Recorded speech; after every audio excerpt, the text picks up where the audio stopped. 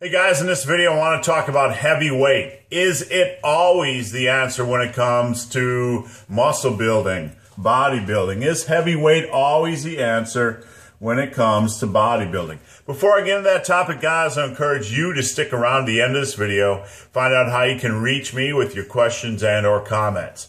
So let's talk about heavy weight.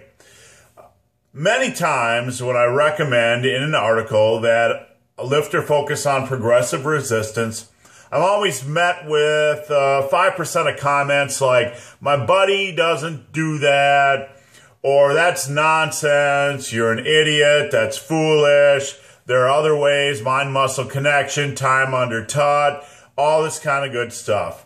I'm met with, you could call it attacks. I tend to call it a more ignorant, no offense meant, view of what it takes to build muscle. I'm not trying to put the people down here, but let me explain. When it comes to building muscle, heavyweight, the question is heavyweight always the answer? No, it is not always the answer, but when you're first starting out and you're building a base, when you're trying to build strength and when you're trying to build muscle from head to toe, it is always the answer. It is always the answer. You need to build a strength base from head to toe. From your calves to your traps. From your calves to your traps. You need to build a strength base from head to toe. I recommend a lifter spend 2 to 3 years just focused on simple progression, progressive overload. Once you've done that, if you've backed it with a good diet, with a sensible diet, you're eating enough food and you're eating enough protein, after 2 to 3 years, you're going to have added quite a bit of muscle mass. Now, most lifters go into the gym, they don't focus on progressive overload, and their diet is kind of half-assed, and after 2 to 3 years, they've really only made maybe about a third or a fourth of the progress. That's normal, or that should be normal.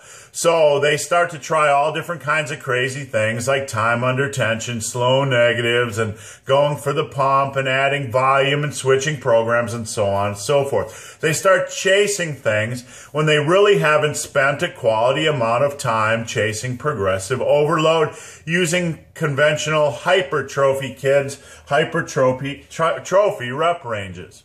So what I recommend for you guys is to go into the gym, spend about 3 years just chasing progressive overload while eating a good amount of food. I'm not telling you to get fat. I'm telling you to eat a sensible amount of food relative to your goals so that you can gain muscle.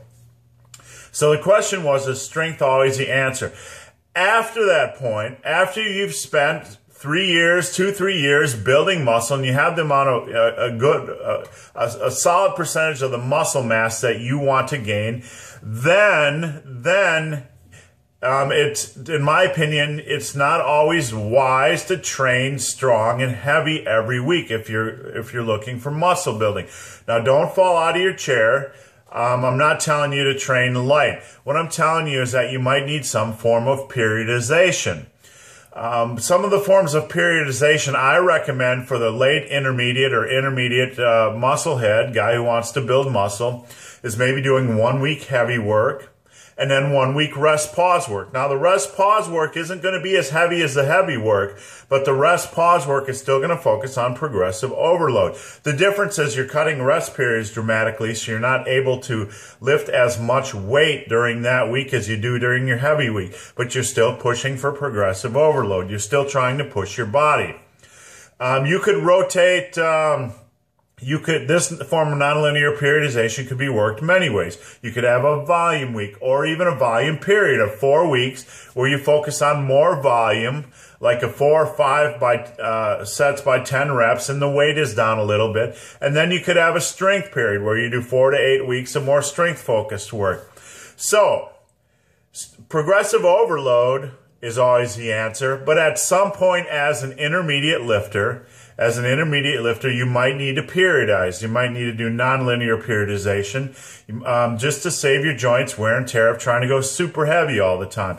You might need to do rest, pause work. You might need a period where you do a slower, like 3-second negatives, like I do. Sometimes I do 3-second negatives. It drops the weight just a little bit, but I'm still pushing for progressive overload. You might need to change things up a little bit just to save your joints, periodize slightly, but the answer is always progressive overload. The answer is always progressive overload. No matter what tools you use, time under tension or high volume or rest pause or whatever it is, if you're not pushing yourself using that system, you're not going to make gains.